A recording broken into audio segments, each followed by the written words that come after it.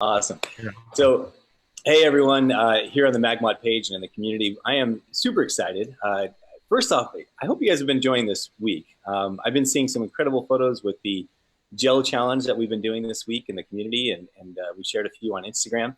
And so, if you haven't yet participated in that, be sure to post your photo using, getting creative with color. That's the challenge. So, and use the hashtag MagMod challenge or tag me. And like I said, I've been grabbing those photos every single day and posting them up on Instagram, some of our favorites. So make sure to share your photo in the MagMod community and have some fun. Get creative with color. So today, you guys all know I got Spencer Boerup here with me. And I just really quickly, before I jump in with Spencer, I want to mention tomorrow, I'm going to be doing a How I Shot It with Rabe and Espray.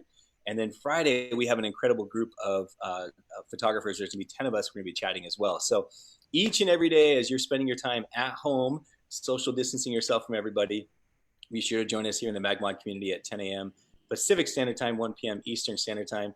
And I promise we'll have some awesome inspiration, education, and learning and fun. So with that said, Spencer, talk about inspiration. I'm excited to have you on here today. You are definitely an inspiration to me. And I've learned so much from you over the last 4+ years of working together and doing all kinds of fun things together. So I'm excited. I'm excited to introduce everyone to you. So with that said, everyone meet Spencer Boerup. There we go, right on. So Spencer, I guess maybe for those people who don't know you, could you just kind of give everyone kind of a background? Like what is your business background? I know people know that you're a photographer, but maybe you can talk a little bit about that. Kind of tell everyone for a few minutes what your background is. Sure. Yeah. So most people don't know it, but before I did photography, I had a music scholarship to attend the University of Arizona. I was a huge choir nerd in high school, and I spent my freshman year at the U of A studying music because I wanted to be a music teacher. And decided I'd probably never find a job as a music teacher, and probably shouldn't work in the arts if I ever wanted to have any kind of stable income. And then I picked photography. So that's kind of the irony. So about 2005 was kind of a previous hobby. I just jumped full time. I was like, hey, I want to be a wedding photographer. That sounded really fun. I could kind of control my own schedule.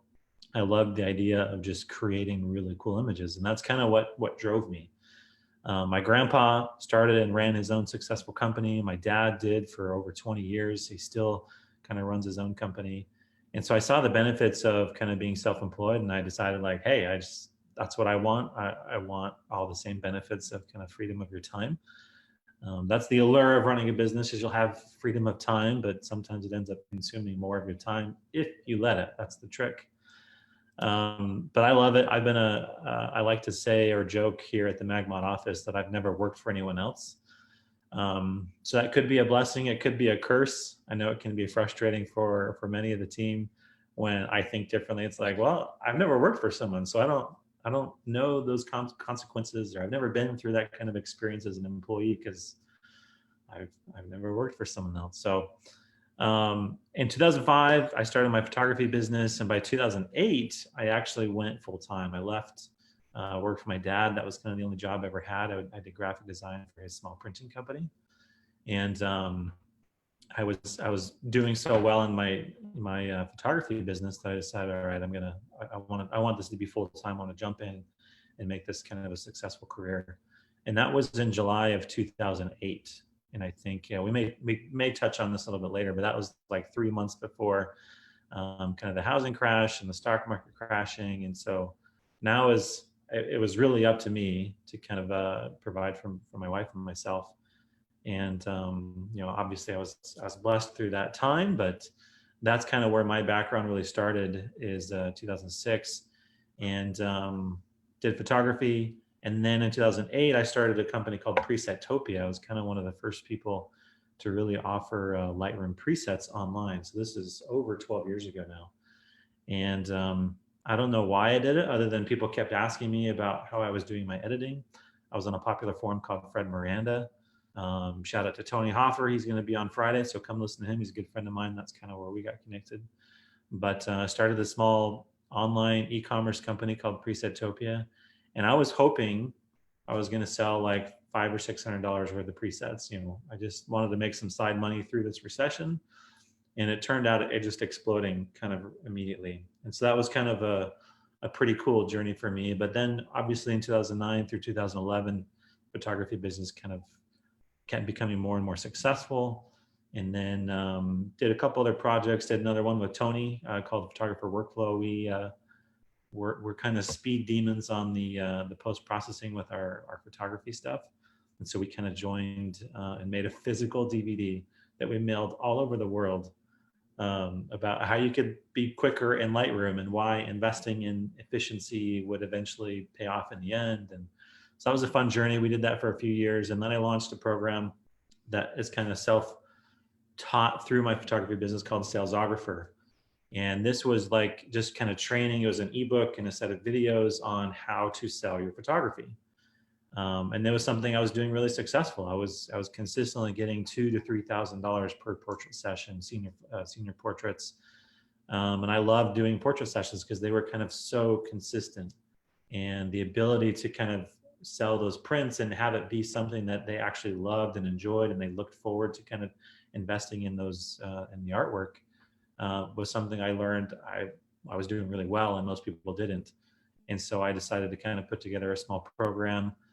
People could download it. And that was months before I decided I'm going to jump into MagMod and try and make my crazy idea for an accessory work. So that's kind of my background. That was 2006 to 2013. And then from 2013 until now, kind of been full-time just trying to make MagMod work and learn how to build a team and learn through a bunch of failures, that's for sure. You know, Spencer, I will say that you'd mentioned the salesographer courses, and I think nowadays it's really popular, the word IPS, or the acronym IPS, the in-person sales, and that's something that you were doing so well, you know, right after you got your business started. And I find it interesting that not only were you doing these in-person sales, but you're also actually printing the artwork, creating the gallery wraps. Like I remember one time you told me a story that you would spray it with some UV coating and you put it up on top of your roof and let it sit up there for months just so you could show your customers. Yeah. Oh, for a year? Oh, so you yeah. really had a gallery wrap on top of your roof for a whole year that you would tell customers like, look, this is how protective or how good these gallery wraps are. I think that's so interesting. Now, you had this business mindset. It seems like one thing after another: Presettopia, Photographer Workflow, Salesographer, and then MagMod. Now, were you one of those kids that had like a lemonade stand every weekend? Is that?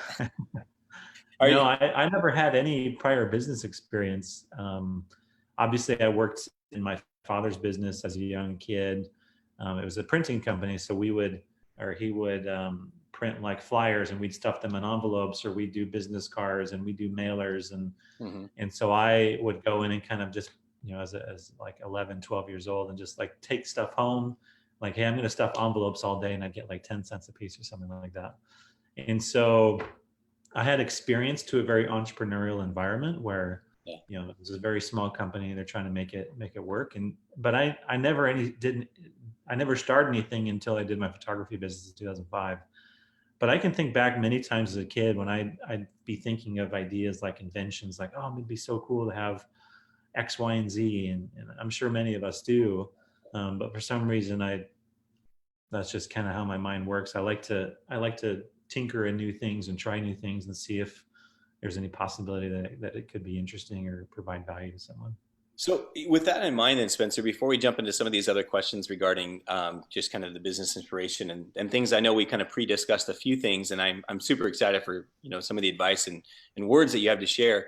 But with that in mind, though, with regards to the kind of, you have these ideas come to mind and tinkering, can you give us just a brief background of how you thought of MagMod? And I know you just barely touched on the fact that you had this photography business. You kind of mentioned it. You mentioned these other things. I will say, I don't remember who it was exactly, but I remember somebody reaching out to me and saying, do you know Spencer Boerup? Because if you don't, you need to get to know this guy. Now, I was doing weddings up in Phoenix, and you were doing seniors mainly. I know you do weddings as well and families and stuff like that, but mainly I think your specialty was seniors, right? Mostly, yeah. Yeah, and I remember somebody saying, like, you need to get to know Spencer down in Tucson. This guy is incredible photography. He's running an incredible business down there.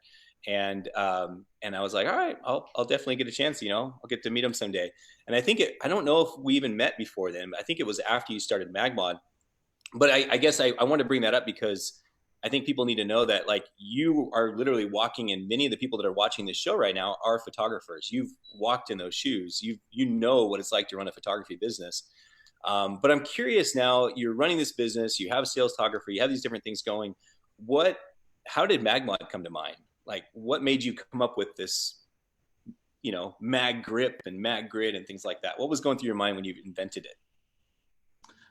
Well, they all kind of came together through the various different businesses. And so obviously the photography business was kind of a big genesis, but actually having a studio, and I'm actually sitting in the room right now that I started renting as a photographer in 2009. So recession started in 2008, things weren't going well. I opened up a studio in 2009. I kept it for a year before I then moved it to my home.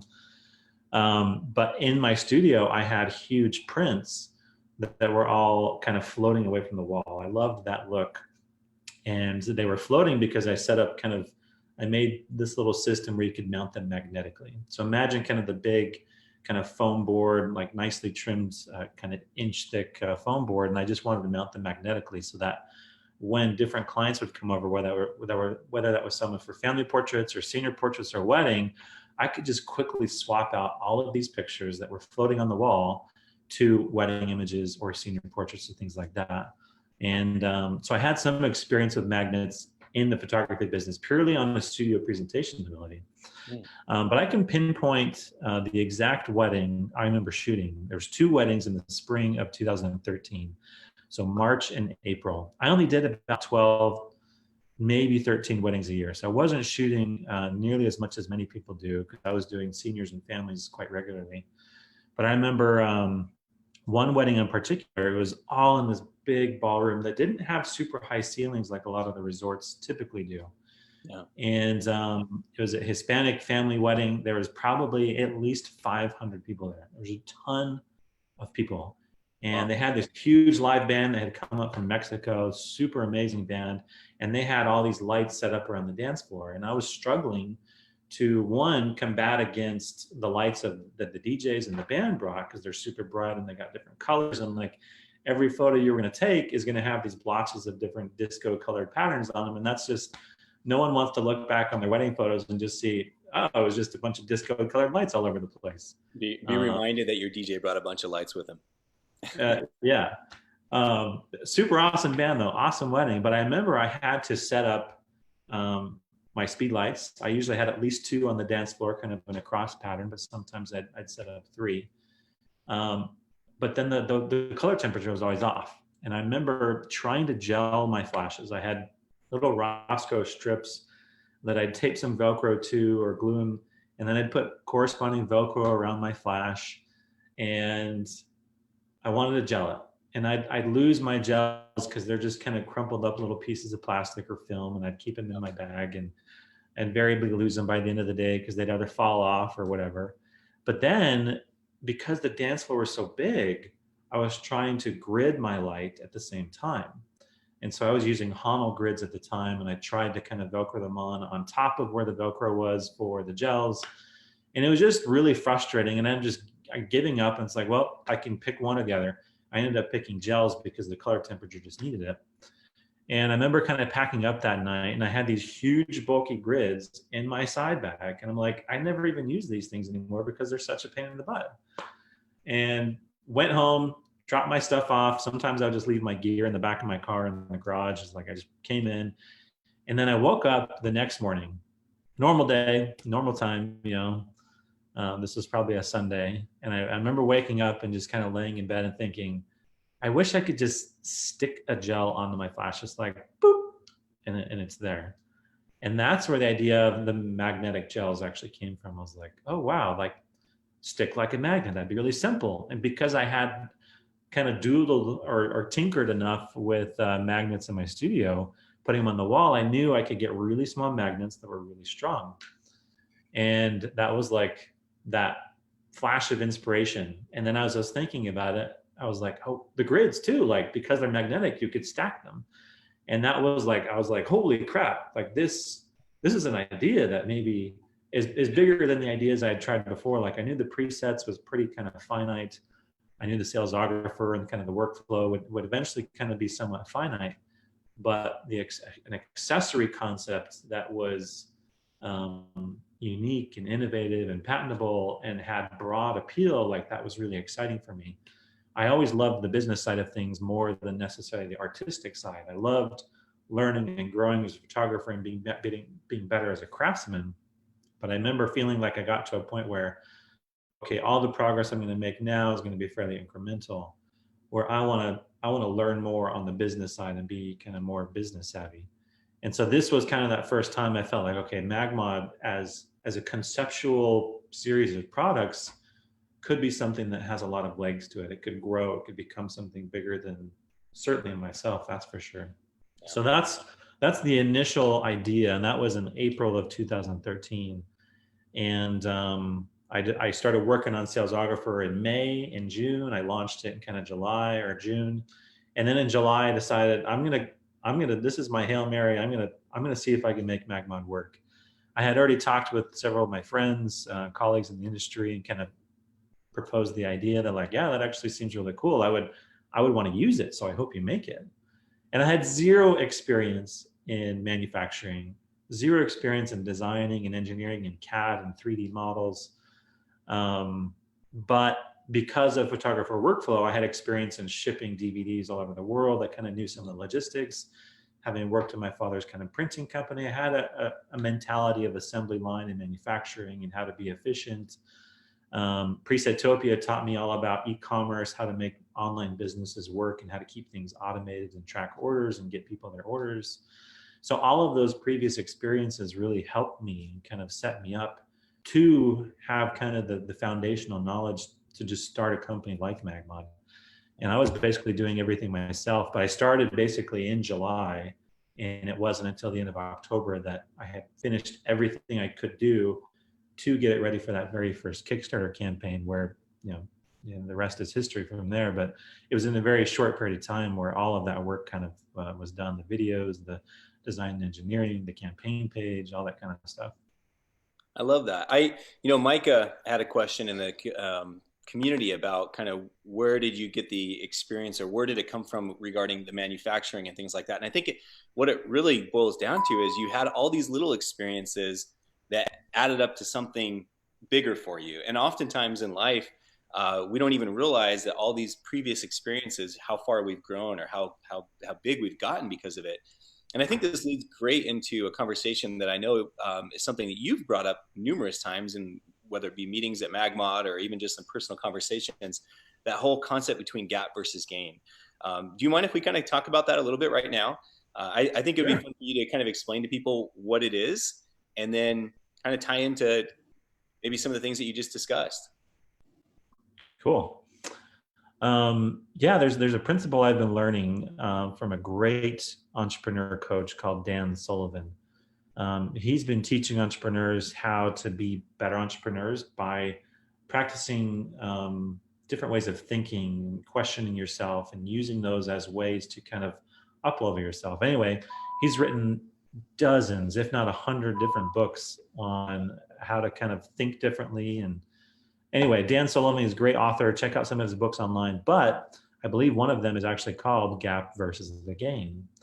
And so this is a principle I actually learned about a year ago and has really transformed my ability to think more clearly, especially when things are very frustrating. And many of us, myself, MagMod, everyone, the whole world is somewhat frustrated by kind of the current state of things. And it's all about a change of thinking. And so if we like to think in goals, like I want to be here, and I want to put a time frame around it. Setting goals, you get better when you put deadlines to them, and then you share them with others to help you become accountable. But sometimes we get too caught up in the future. We get thinking too much about, I want to be there. And we get frustrated at times, many times, when we feel like we're not making any progress. And we think, man, that's so far away. I've been thinking about this for years.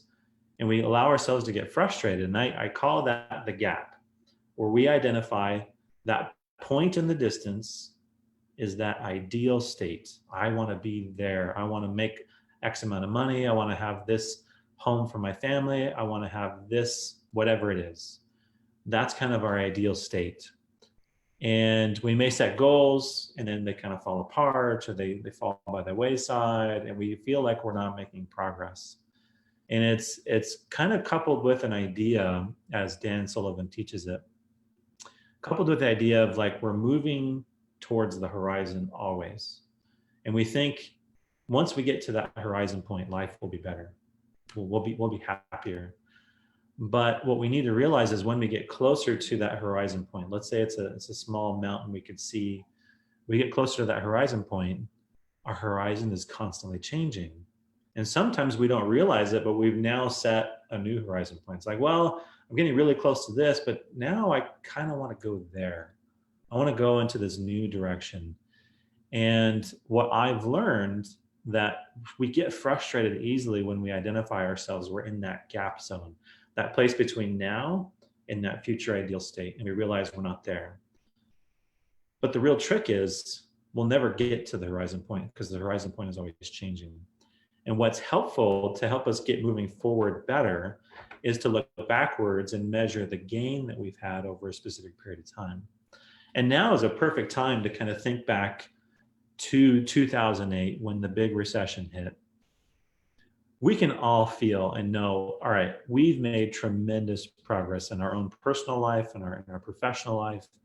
Since 2008, 2009 till now, all of us probably really clear kind of milestones between that period of when it's like, oh yeah, I've become a much better and a much different person. And sometimes we need to look backwards and measure how much progress we've made towards that future ideal, because we think we're not making progress. We think we're stuck or that we're incapable of getting there. And we start kind of doubting ourselves and we don't believe in ourselves, when we need to kind of look backwards and see we've actually come a far way. And that then helps us realize, okay, I am making progress. I am improving. I'm becoming a better person. I'm obtaining my goals. Because sometimes our natural self, we're overambitious. I know I am. And that frustrates a lot of people on the MagMod team, is I have these super big, ambitious goals.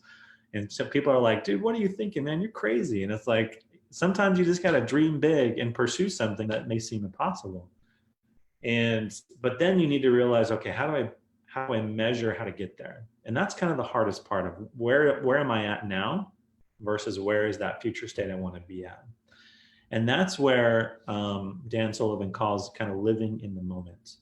Gratitude helps us live in the moment, because gratitude helps us turn what we have into enough. Because we sometimes feel like, oh, I don't have what I want, or what I have isn't making me happy, when we realize, no, I'm really grateful for whatever I have in my life. I'm really grateful for my family, my home, whatever it is. And that helps us realize what we have actually is enough to sustain us and help us. But then we need to allow ourselves to not get kind of bogged down by those ambitious kind of pursuits and those goals. And we need to start measuring, okay, how do I get there? What are those steps? But then don't allow yourself to get into that gap. I know I started feeling that way months ago, because we as a company, MagMod, we've been impacted by the coronavirus for a few months, because a lot of our supply chain comes out of China. And when they went on Chinese New Year at the end of January, things shut down, they got extended. So we've kind of been feeling the ramifications of it for a while. And it's easy to feel like, well, our ambitions and our goals to do X are kind of now thwarted, and we get frustrated and we kind of think down. Then we got to kind of look back and say, no, we're still making progress. It may not be realistic to get to where we want, but we're going to set kind of a new line in the sand, a new goal, and that helps kind of inspire us to the future. And so the future is really meant to inspire us, and the past is meant to teach us, so that we can bring both of them together to live in that now, that moment of, all right, here's what I can do now. Here's what I can control. The past has taught me things. The future is going to inspire me to now kind of come together in that moment and take control of what I can now and control the things I can now. Anyway, that was probably a long, drawn out explanation, but. No, I actually enjoyed it. One of the questions that I comes to mind is, you talked about being the past is, what teaches us. What's the best way that you found to kind of go back in the past. In other words, think about your past and learn from it. Is there any ways that you know, meditate, ponder, journal? What are some of the things, you know, techniques that you use in order to actually benefit from that past that you've already experienced? Yeah, I would say journaling is huge. I've only started to really get pretty good at it in the last about 15 months or so. Mhm. I'm still developing better habits on how to go back and read some of them. But there's many times I feel frustrated about where MagMod is or something we're trying to accomplish. And I'll go back to a previous document that was saved on the computer in Google Drive or whatever. And I'll see like agendas that we had created and goals of, all right, we created these goals like 5 years ago. How did we do? And then it's like, oh man, I remember how frustrating that was. And so taking time and really putting it on your schedule to just go back and look into the past, not in a frustrating way. It's meant to inspire you and to really teach you something. One, to help you see, all right, you've made a lot more progress than you're probably thinking and aware of. But to go back and maybe see, okay, I remember this. I remember this period of time when I was super inspired, I was super excited. And just reading those things, whether that's in a journal or previous goals or emails that maybe you sent to friends or family, and it's like, all right, I can do this. And Yeah. it's that idea of controlling those positive kind of thoughts, getting rid of some of the negativity, getting out of the gap, is really powerful. So I'm still learning, but I use a journaling app called Day One. I love that app. Um, it's you can get it on Mac, you can get it on your mobile devices, but it's almost like what Facebook used to do. It's like, oh, this point in time 3 years ago, do you remember this moment? Day One can help you do some of those things. Google Photos kind of does something similar. Yeah. But I've noticed I need to at least once a quarter kind of disconnect from all these growth and ambitions. And I need to go find kind of some place. I like to go out and drive and explore and kind of get lost and then just sit and think and then either ask questions or kind of look back on previous goals and then ask questions like, all right, how am I doing? How can I measure whether I've made the progress I wanted to make? Or how can I change now to accelerate my progress and stuff like that? And I think I've stumbled into that practice, and there's a couple books that I've read that have helped me kind of better understand how to be better at that practice. Can But it wasn't until about June or July of last year where I started to just kind of stumble in, like a lot of my team members would say, every time you come back from Thanksgiving, you come back with amazing ideas. But Thanksgiving was one, a time off, but it was also I was traveling to my in-laws' house and I had more time to just sit and think and not have to worry about some of the day-to-day things. hmm. And I'd always have that time to reflect and I'd come back with amazing ideas. And so I started to think, well, maybe I can force this on my calendar. And I intentionally take 2 or 3 days off to just kind of think and reflect. And it actually started working. So now I'm trying to be much more consistent about that practice of kind of disconnecting, measuring, pondering, and kind of resetting kind of new goals and new trajectories. You know, one of the things that you do at MagMod and that you've always told team members to also do is to occasionally just take a clarity break, where you say, hey, if you need to leave the office and go take off for a couple hours or have a day of getting some clarity, is that kind of where that principle kind of comes from? Is that you found that during those times where you've been able to break away from the norm of, you know, everyday business, that you found that these ideas come to mind? Is that where Absolutely. breaks come from? Yeah. I mean, you can get really powerful insight from within yourself Hmm. when you simply just go to a new environment, away from where you normally work, away from your home, somewhere different, because our brains kind of thrive on variety. We kind of are inspired by our environment, positively and negatively. That's the Yeah. key. You got to learn to find that positive environment. But and just sit with a pen and paper with nothing. Like turn off your notifications and write down a question that comes to mind or something that's frustrating. There's a great book called The Obstacle is the Way. By Ryan And Holiday. Dan Sullivan, this kind of coach that I kind of follow, he talks about kind of the obstacles are the raw materials that we need to convert into where we actually want to be. And so we think like we've got this huge wall up in front of us. We're frustrated by something. But we actually need to just focus on it and feel and understand and kind of consider, why am I frustrated? Why is this an obstacle?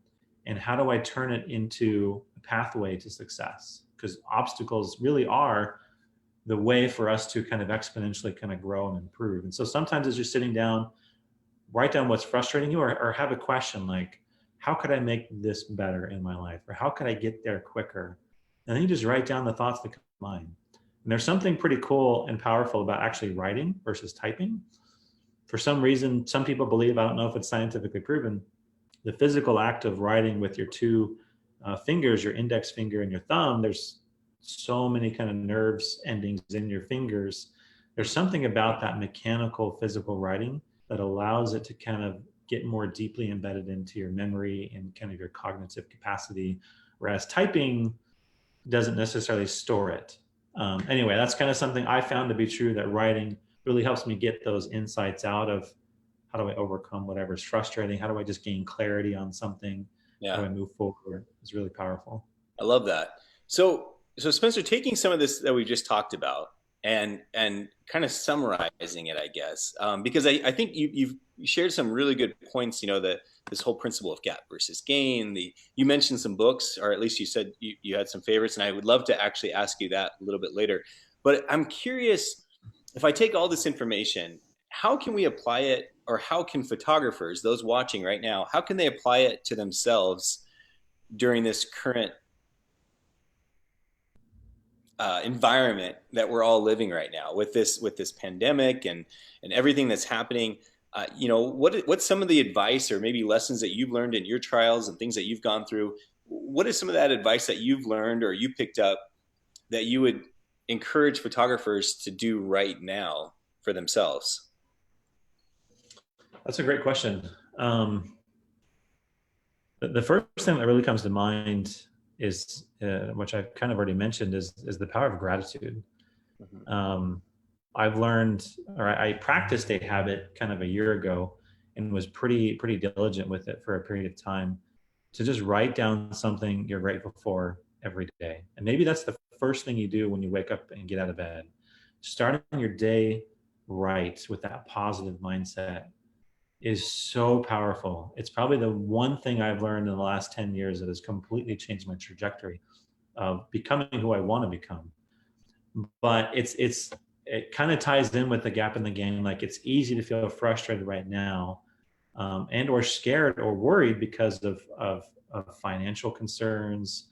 I know tons and tons of photographers are seeing cancellations because you can't congregate. The social distancing, the isolation, that is really going to impact photographers. And I empathize with that, because I remember feeling like that in 2008 when the recession hit. So if I was wearing those shoes, and I liken what MagMod does is very similar. Yeah. But obviously, kind of being in a service-based industry where you have very few clients throughout the year in relation to MagMod, where we have tens of thousands, that could feel very scary, and it's easy to get caught up in that state of fear. And so I think turning off notifications is part of an exercise I learned in a book called Willpower Doesn't Work by Benjamin Hardy. And he talks about how you can architect your environment to help you become better. And he's a pretty well-known psychologist, but he kind of proposes through various different kind of historical references and different studies that our environment impacts us far more than we realize. And our success in life and our happiness is by large measure contributed to our environment. So that's not only the physical environment, so our home, our work environment, but also the people we get to associate with. Sometimes we can't control every person we get to associate with, but Benjamin Hardy kind of proposes that we are the average of the 5 people with whom we spend the most time, which then makes us the average of the 5 people that they spend the most time with. And so if you want to change and be better, maybe that's more positive. Sometimes you need to consider, what are the negative influences in my life? Is that media? Is it social media? Is it the news, the current environment? Is it people that are kind of really negative? And you might need to kind of consider, how do I craft my environment to eliminate some of those negative things? And how do I focus on more positive thinking where I feel inspired and I feel like I can attain my goals? And so Yes. constructing your environment is probably a huge one that all of us can control. We can control those things. Yeah. And so I remember a year ago in January, I came home from a conference, and I remember reading this book and feeling super inspired, like, all right, I want to change my environment. And I remember being really disciplined about, I deleted a bunch of apps off my phone, like games and other stuff that would kind of cause me to be lazy or apathetic. I remember cleaning out my house. I cleaned out my garage. I cleaned out my closet. I just got everything clean so that it was no longer kind of encumbering on my mind of like, oh, I've got all these things I need to get done. I remember turning off all notifications to my devices. At night, I would put my phone, I still do this every day, put my phone in another room, and it's my alarm. And so if I'm getting up, I literally have to get up out of bed and walk across the room to turn it off. And now I'm awake. Yeah. But getting rid of those notifications and not looking at your phone first thing in the morning, being careful of how much time you spend in your email. I'm terrible at that still. But those things, like learning to architect your environment. And another book, Atomic Habits by James Clear, talks about how you can eventually change yourself, develop new habits, and get rid of bad habits, has a lot to do with architecting your environment, habit tracking, kind of systemizing the way you want to go about those things, and then practicing gratitude. You know, the very first thing you get up out of day, write down in a journal, like, I'm grateful for this. Yeah. And it really changes the way you think. It puts you more into a state of clarity. It puts you in a state of happiness, because gratitude really helps turn what you have now into enough. And those are two things we have absolute control over. We can't control how the stock market's reacting. We can't control what our customers are going to do. And all those things that we feel are way out of our control, that bring us fear. Being able to take control of how we think is something I think would be transformational for any creative, any business owner, any photographer, that would dramatically change kind of their what the end of this year is going to look like. I think that's perfect advice for the environment that we are in. One, the gratitude part of it. I actually, when you mentioned gratitude, I think of, Jared Gant. Jared Gant has started something on Facebook. Well, I don't know if he started it. I think he did. The hashtag Look for the Good, where he's basically, every day he's trying to post as many good, positive articles, whether it be about the coronavirus, whether it be about just something else that's happening in the world. But he's trying to get as many people to just use that hashtag, Look for the Good. Find things that make you grateful to be alive today. And so I appreciate that. And then as far as the environment goes, I mean, absolutely 100%. If you're constantly overwhelming yourself with the news and everything that's happening day in and day out and trying to stay on top of it all, you are going to feel consumed, just absolutely terrible by the end of the day. And I it's funny. I even think when you mention the environment, I even think I've been snacking so much every single day. And it's literally because right now we have more food than we've ever had in my house. We bought some extra food. We have like 2 or 3 weeks of food when normally it's probably 2 or 3 days of food. And it's so funny because I think it's a perfect example. It's like, I am surrounded by food right now, so of course I'm going to consume it. We surround ourselves with something, and of course we're going to consume it. And so I think for photographers that are out there, like you said, look for the good, find that gratitude in your life, stop or change your environment. Right. Unfortunately, I can't get all this food away, but maybe I'll just eat it all first and not buy anymore. No, but change your environment. And then, like you said, like when I think about your advice, I think about just surrounding myself with really good people. Those people that I know that I can grow because of them, and hopefully I can give back to that relationship and they can grow as well. So super cool advice. I will mention, for those who love books, that Willpower Doesn't Work is amazing. The Atomic Habits is amazing.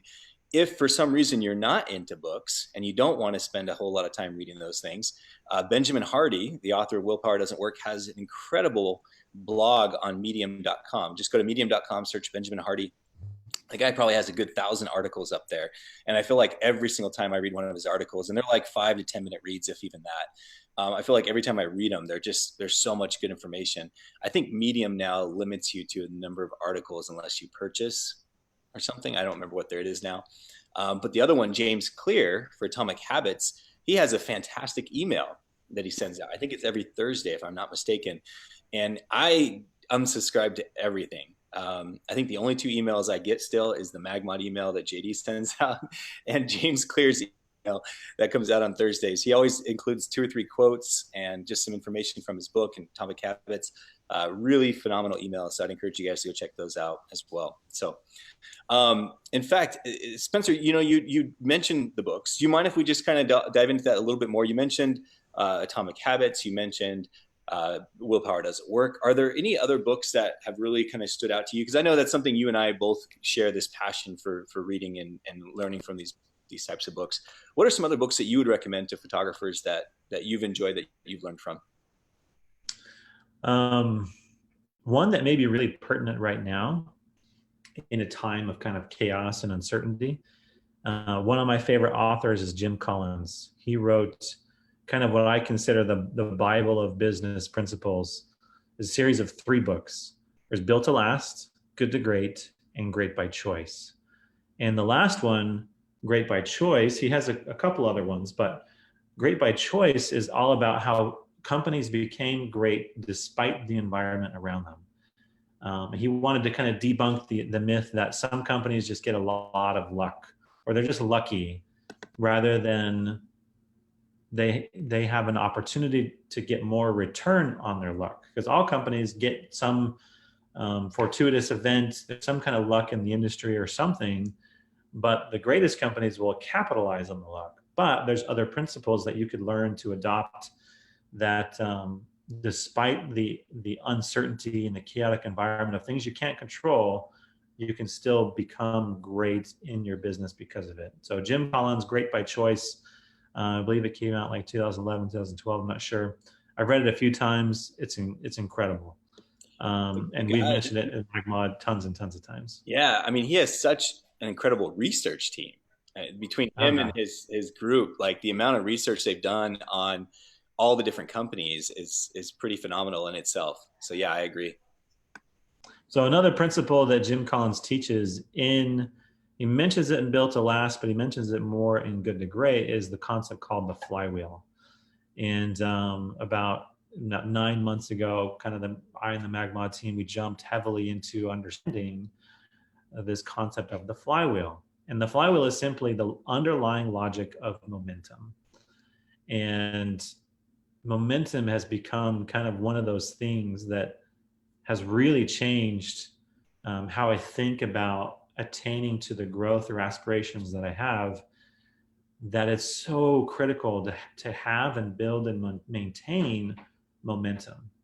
And so you imagine, if any of you can actually remember what Amazon was like back in 1999, before the dot-com crash.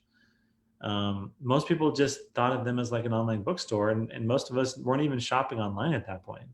But now they've turned into one of the 3 biggest companies in the world that's seemingly growing and growing without any competition. It's just kind of taking over. And Jeff Bezos said that in 2001, he hired Jim Collins and his team or whatever to come teach them the principles of the flywheel. And because of that, Amazon is what it is today. They leverage and understand what their flywheel is, which is just the underlying logic of how their business grows and gains momentum and gets more customers and lowers prices and all those kinds of things. Really fascinating concept.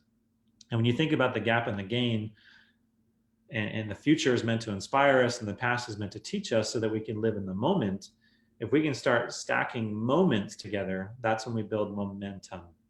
And so this principle of momentum, I think, is huge. And so he actually, Jim Collins recently wrote, he calls it a monogram. It's like 80 pages or whatever, called The Flywheel. Is really awesome. Everyone on the MagMod team, I had them read it, and we talked about it for a long, long time. And we have a much better understanding of how to make MagMod better than it was in the past. And I think that principle, if studied and applied in the photography business, would absolutely transform what I was as a photographer into something much better and more capable than I was in the past. So that's another book called The Flywheel. I think that would actually be a great conversation. I don't know, in the MagMod community, it might be kind of fun to have the conversation there. Or the other place I kind of think about is SR Lounge. They have a group called the Master the Art of Business, or Master Business Photography, Master the Art of Business Photography, something like that. Can't remember the exact name, but it would be kind of a fun conversation to have with a lot of photographers about how to apply that flywheel principle to your own business. And you mentioned just briefly the small kind of the where Jim Collins took that concept, the flywheel concept, from his larger book and created a very kind of a mini book. What does that mini book cost? Like maybe $5? $5 to $7. It's something Yeah, super cheap. it, Yeah, it's, you get it on yeah, it Amazon, I is. believe. Yeah, it's super cheap, and it's a great kind of a way to learn the concept. It would be a fun conversation to have with photographers to see how we can apply that flywheel concept to our own businesses, so that once you get that wheel going, it keeps ticking. Even times like this, there's so many different things. In fact, that's what I hope people are watching right now. I hope when you're watching it, you're looking at saying, okay, what are some of these concepts, these principles that I can be doing right now when I have a little bit of time off? I'm not shooting. I'm not out, photographing people. And so I don't have, I'm all caught up on editing. What are some of the things I can do right now for my business? So I appreciate mentioning that. And I'm sorry, I know you have, there's a few other books that I know you're probably ticking. You mentioned Willpower Doesn't Work, Atomic Habits, The Flywheel, are Good to Great by Jim Collins, and kind of his trilogy of books there. What are some others that come to mind? Oh, there's so many that I've read, but another one, E-Myth by Michael Gerber. That was one I read a long time ago, but I also recently read within the last 2 years.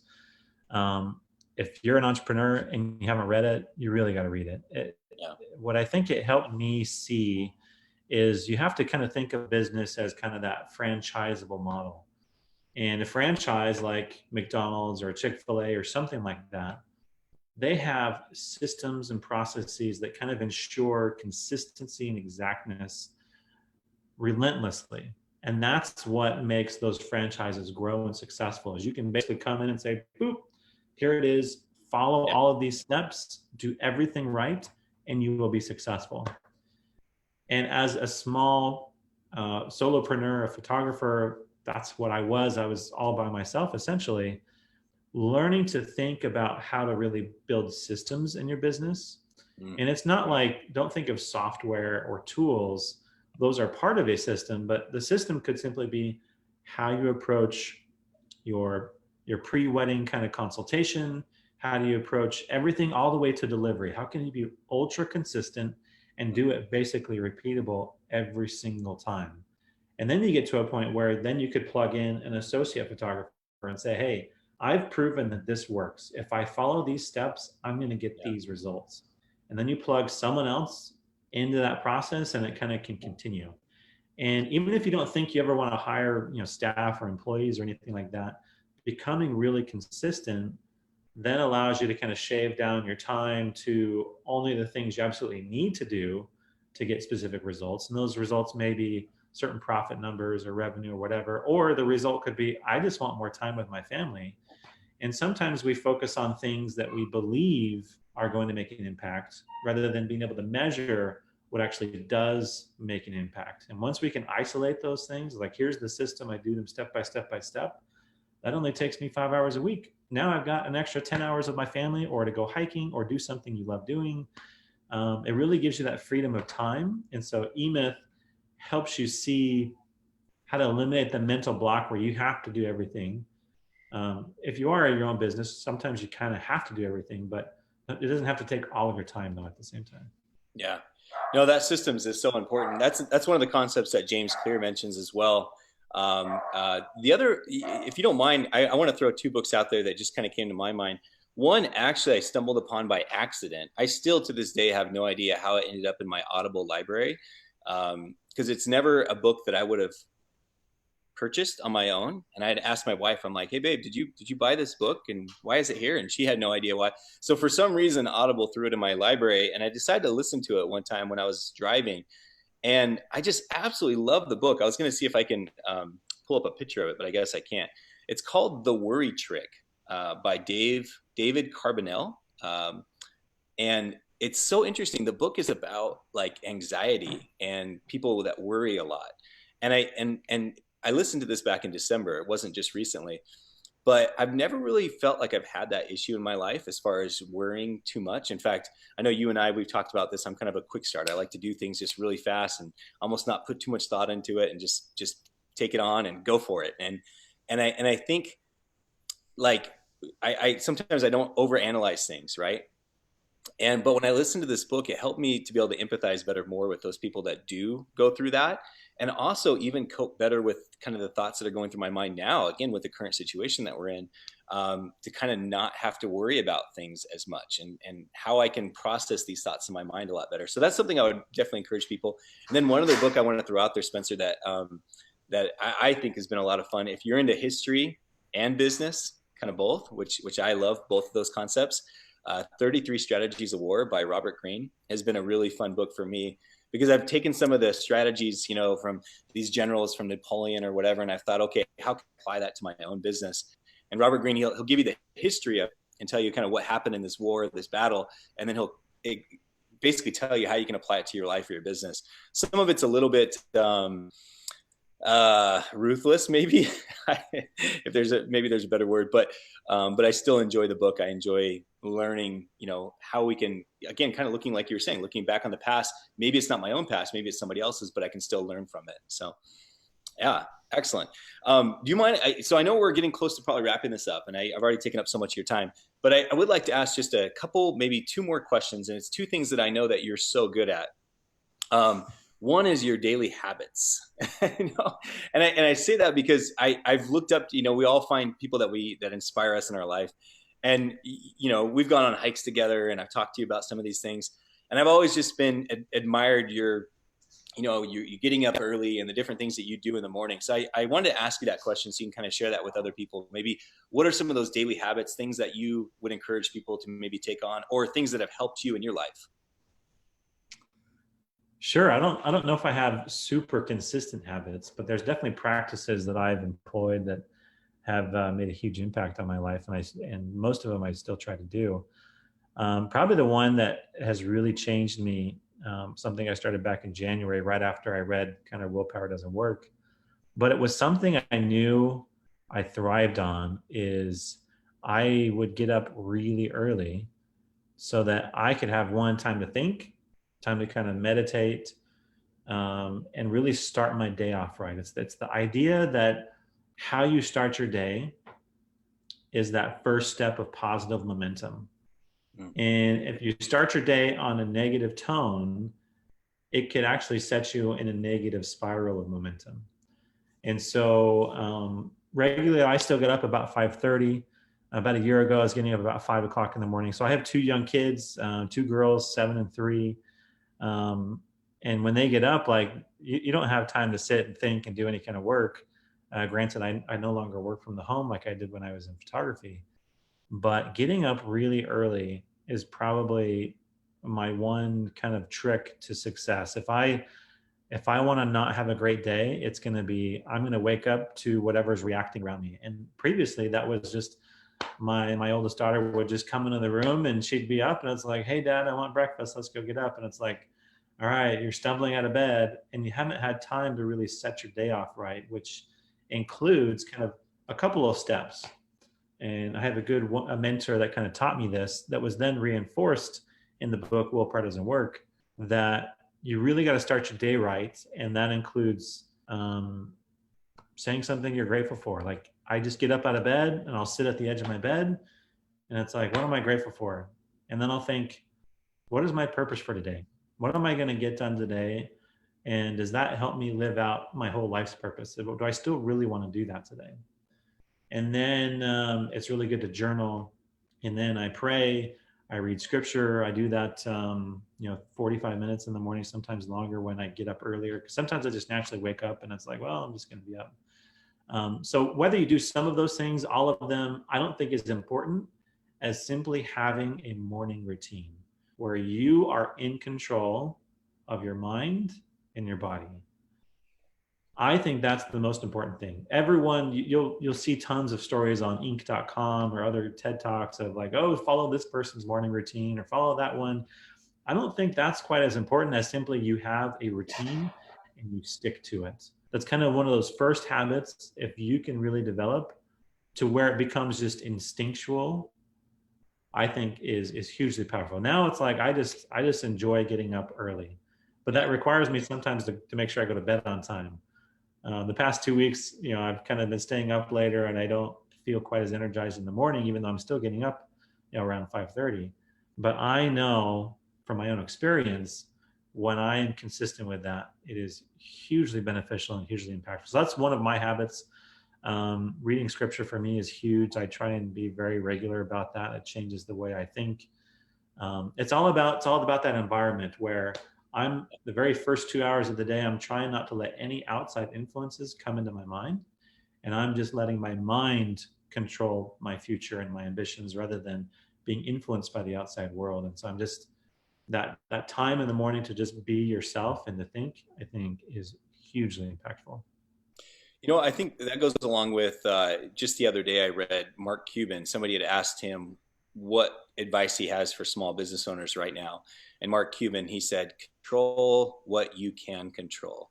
And I know I've heard that. It seems like I've heard other people say that same saying, but that goes back to what you're saying right now. It's like when you wake up in the morning, the first thing you do when you get out of bed, you get to control that. Mm-hmm. The moment you go and get on your email or your text messaging or whatever, now all of a sudden you're out of control. Now suddenly you have to respond, and you have to put out the fires and do whatever. So it's like, take that time to really focus and say, okay, I'm gonna control when I wake up. I'm gonna control what I do the first thing. I'm gonna control the first hour of my day, the first 2 hours, whatever. I'm gonna control the fact that I read my scriptures, write in my journal, go on a hike. All those things are things that you can control.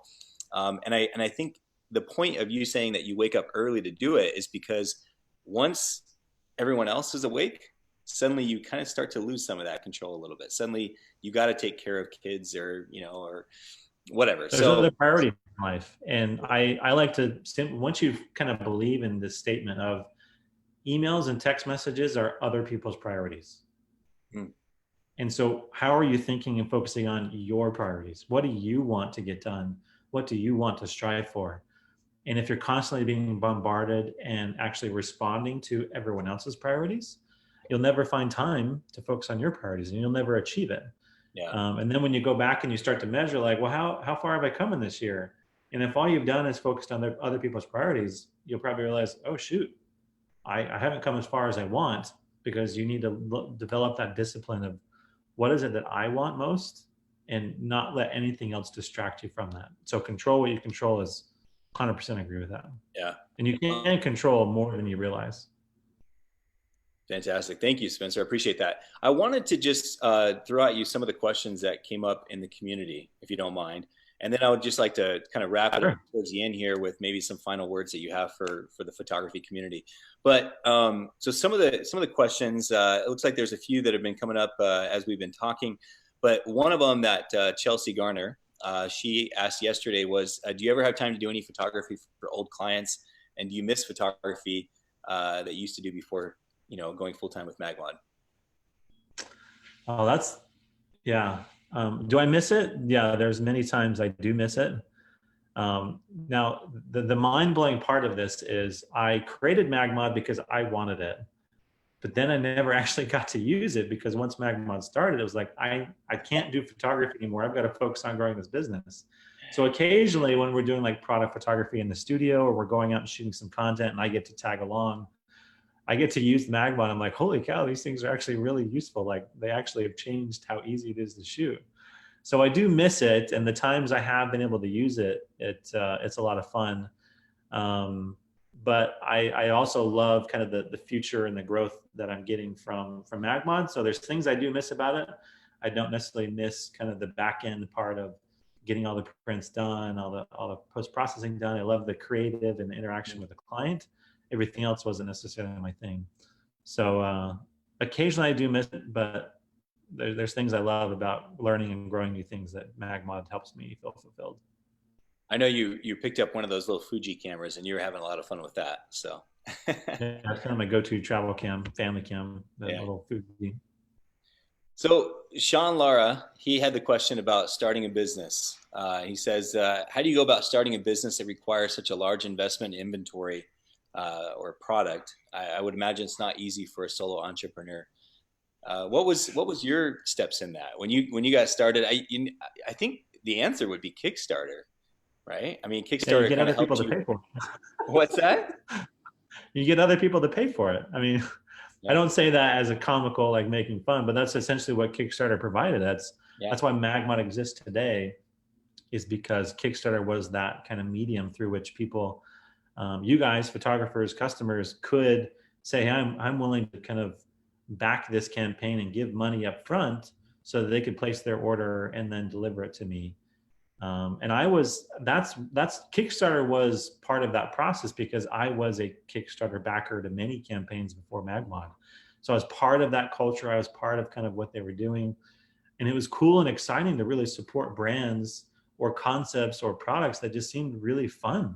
yeah, And I was like, hey, I'll spend the $50 if I get X, Y, and Z, knowing full well they may not ever pan out. Thankfully, MagMod has always delivered on its commitments with Kickstarter. But there's obviously risks inherent with Kickstarter. Most Kickstarters are not very successful. Most of them end up failing. Um, but that was the way to kind of get some inventory yeah. to then kind of start the business going. And if it wasn't for Kickstarter, it'd be a much different picture right now with MagMod. Yeah, I would say if it wasn't for the people that believed in you and the product, I mean, because it truly being at MagMod and working with the company, we are always so grateful for every single one of the kind of the MagMod family, the community that helps to support when we launch these new products, whether it be through Kickstarter or pre-orders or whatever, because it does make it possible for all of us to be able to bring these products to market. So 100%. appreciate Sean asking that. Christina, and by the way, there's another question by Micah, which we kind of addressed earlier, which is about manufacturing. So I'm going to jump forward. Christina had asked, would you recommend photographers continue with sessions given the circumstances of today? That's kind of a tough question. What do you think about that? Given the circumstances of today, with the desire and need to kind of social distance, I don't think I could continue in the way I was doing it. Mm-hmm. If you found a way to kind of keep the kind of social distancing recommendation and still deliver stuff, I think you could do that. I think I saw a meme just the other day where some guy was shooting headshots of a guy kind of out in his backyard, and he was inside shooting through the glass. You can certainly get creative. I don't know if you could thrive on a business where like, hey, just show up in my backyard and I'll take your headshot through glass, and I'll put a walkie-talkie outside so you can hear me. You know, you So I wouldn't recommend it in the current traditional approach of photography sessions and weddings. Like, no, I wouldn't. I mean, it's certainly something we need to all help flatten the curve, as they say, right? And so we all need to do our part.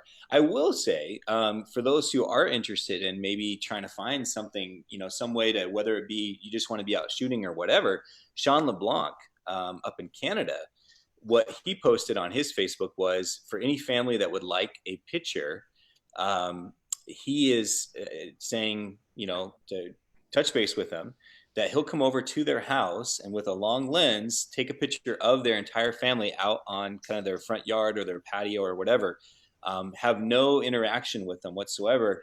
And all he's asking is that they donate to this particular fund to help with the fight of this coronavirus. So Amazing. Yeah, so he's kind of found a way of basically saying, hey, I'll come take your family photo. I just ask that you donate some money to this group that's going to help, to hopefully get this all put behind us. So I thought that was kind of a neat way of just one, he's building his circle of influence. I mean, all these people, after this is all gone, they're going to look back on those photos and they're going to say, wow, thanks. We want to go to Sean next time we want family photos, or maybe we want a full session afterwards. Or I also think about, those people are now posting those photos online and saying, look at what this photographer did for us. And now he's getting his name out there in front of a lot of people. So it's more of a momentum. Yeah, that flywheel, right? It's more of a marketing than anything else. It's just kind of a cool way where he's saying, hey, I'm not going to interact. I'm not even going to be close to you. You bring your family out. We'll shoot you in the front yard. You donate to this group, and we'll call it done. So I thought that was really cool. That's super cool. Michael Thomas, he says, what was the top ways that you generated a new wedding business, or I would even throw in senior business, when you were active with your photography business? I'm going to give you I'm going to give you a second to think about it. I think one of the things, looking from an outsider in, I think one of the things really well, Spencer, was the service aspect of it. You would take, it wasn't just a photo session to you and deliver these prints, but you would literally, we talked about it already a little bit, but those prints and showing them how you're protecting the prints, that they'll be, good forever. And like you literally taking your clients through this entire service. That's the I think about that made you different than a lot of other photographers here in Arizona, at least. What do you think? What are the top ways it generated new business for you? I don't know if that aspect of the service part of it, kind of really being hands-on and very educational with them, necessarily generated a ton of a referral business, like word of mouth, like, oh, hey, I had such a good experience, I'm going to recommend them. Sure, that happened, but social media, or not social media, SEO was kind of big for me, but generated new wedding business. That's a great question, because I'm not really sure. I don't think I ever was great on the marketing side of things with weddings per se. Partially, I think because I was on the upper end of the kind of the price spectrum in my area. But on the senior side and the family side, SEO was big. But then you just leverage social media back in the day in 2011 when Facebook actually kind of was powerful. You tag the seniors, you do teasers, you kind of draw it out over a long process. And there was one or two seniors that I photographed in the end of 2010 that must have had kind of some notoriety across their schools or in the region, in the city. And once they kind of started getting tagged, like it just, the floodgates kind of opened and people were starting to call me left and right. So I don't know if that was just many years of just kind of pushing and get your name out there. And then finally you reach a point of critical mass where you become, you've been in the minds and ears of all these people that may not be ready to hire you now, but when they come to hire you, like you're the person they think of. So consistency in how you're kind of pushing on social media and doing marketing, even though it may not seem like it's working. I'm not the best marketer, so I don't know if that's the greatest question for me, but that's kind of some things that I can point to that I think was beneficial for me. I'll say one of my favorite marketing tips, and unfortunately it's something that we are going to have to wait till the fall till we start doing weddings again. But one of my favorite wedding marketing tips that I always share with people is find a way to learn everybody's name in the bridal party, and not before the wedding. I'm not saying don't go on their wedding page and try to look at the names and remember it that way. But once you get to the wedding, once you start photographing things, even if it's 8 women and 8 guys, bridesmaids and groomsmen, find a way to memorize all their names and then say them as many times as possible throughout the day. Hey, Shannon, get a little bit closer to George, and Michael, can you scoot into Susie or whatever?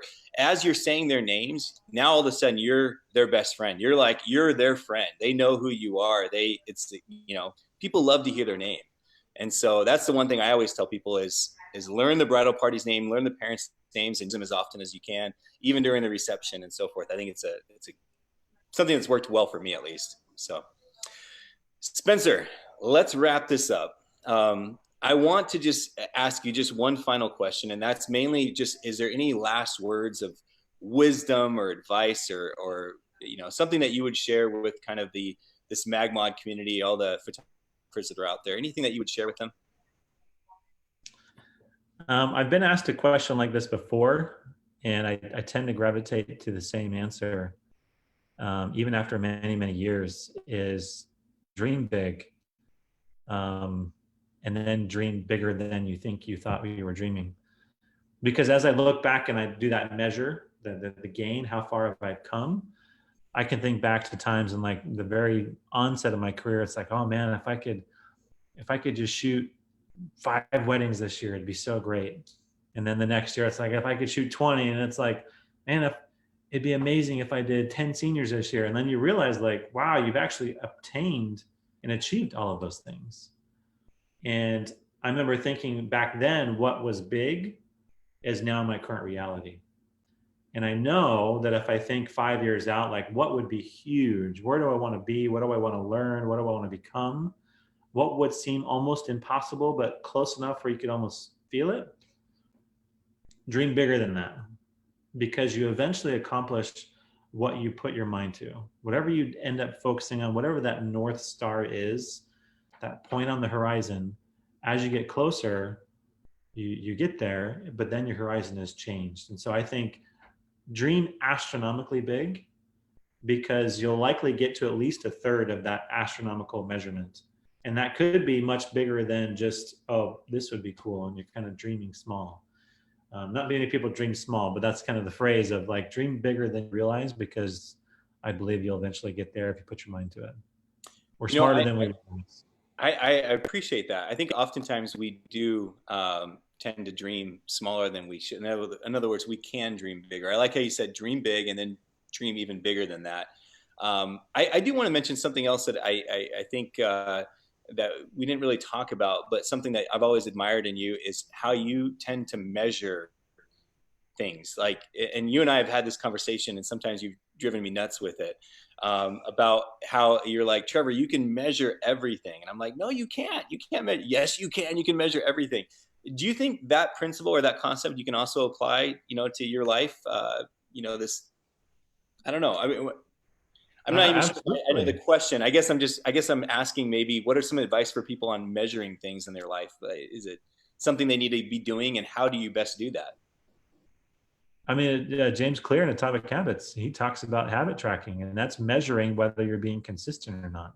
Hmm. So you can measure everything. I think that's just a mentality, a belief that you kind of just have to put your arms around and say, all right, I can measure everything. Sometimes we can measure kind of progress from the past, but when we want to get somewhere in the future, we have to think, all right, what has to be true in order for that to become a reality? We start detailing out, okay, these things must be true. Okay, these are my obstacles now. How do I break them down into smaller pieces and compartmentalize them? And then what do I need to do every day or every week to make sure those obstacles eventually get accomplished? Yeah. And the ability to measure, I'm still learning how to do it. I'm not great, but habit tracking is kind of something I started doing back in October, November.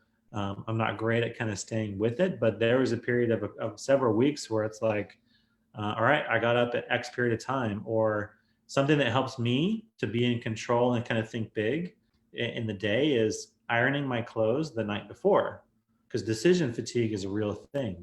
Yeah. You learn about like Mark Zuckerberg and Steve Jobs, they kind of wear the same clothes every day because they don't want to make a decision in the morning that impacts their decision making capabilities throughout the day. And so I'm learning like, well, I don't need to go buy the same clothes. If I decide the night before what I'm going to wear, that's one less decision I have to make tomorrow, that I want to conserve all that decision making capabilities, which tends to be in that early morning for a lot of people. And so I would start to track like, all right, did I write my journal this day? Did I iron my clothes last night? Did I do all these things? And I could see on a week by week basis whether I was being consistent or not. Did I go to bed by 10 o'clock? Did I get up at 5 a.m.? Yeah. And it's all about what are these habits that's going to get me to that next stage? What are the obstacles I must overcome? And what are the habits that help me overcome them? But it's that dreaming big and then being able to measure. I think those are what I think are the superpowers that I need to develop better if I want to become who I eventually want to become, or get whatever it's eventually I want to get. I don't think there's any better time for everyone to be practicing or putting these things into play into their lives. It's such a great time to really reflect and kind of self-reflect on where we're at, and how we can improve ourselves, so that we know we have that hope that things are going to get better. And once they do, we need to make sure that we're ready for it, that we're already having our systems in place. We're already measuring our progress. We're already setting those goals and dreaming bigger and bigger, right? And so I've appreciated this conversation with you, because I think everyone's, as if you're watching this, I hope you can pick up little nuggets that you can say, okay, I'm going to start doing that in my life today. And then that way, whether it be weeks, months, or however long, that we're all confined in our homes, we're going to come out of this a lot stronger because of it. So Spencer, I appreciate you taking this time. I know I took more time than I'd asked from you, so we'll kind of wrap this up. But I certainly appreciate you being here and sharing with the community. Thank you so much. Thank you, Trevor. I hope the entire community knows how impactful Trevor is to the MagMod brand and to our community. He just does so much. So I'm incredibly grateful for you and your leadership and everything you are. You inspire me to be better. Oh, I appreciate that. You know what? The community inspires me to be better. I love being part of it, and every single day, the relationships that I have there mean so much to me. So I appreciate being part of the MagMod family as well. I want to encourage people, if you're watching this, one thing that Kelly, I'm going to not pronounce your last name correctly, Kelly Renberg, I think it is. Kelly did yesterday was she had watched the video I did on creative gel training, and then she had kind of shared at the bottom in the comments a lesson that she picked up from it, something that she captured from that video. So I just want to encourage everybody, if you're watching this, take a nugget, something you learned, something you want to do differently, maybe a book you want to read, whatever it is that you picked up from this, and just share it in the comments. And that way we can all kind of learn from each other as we teach each other what we learned from this conversation. And likewise, tomorrow during the How I Shot It with Ray and the Friday Forum with all the incredible photographers, I think that's a great way we can all learn from each other as well. So thank you, everybody, for watching. Thank you, Spencer, for being on here. Super appreciate, again, you taking the time. Thrilled to be here with you guys. Awesome. We'll Stay see safe, you tomorrow. Wash your hands. Stay home. Stay healthy, stay home, right? Thanks, Spencer. Thanks, everyone. You guys have a great day.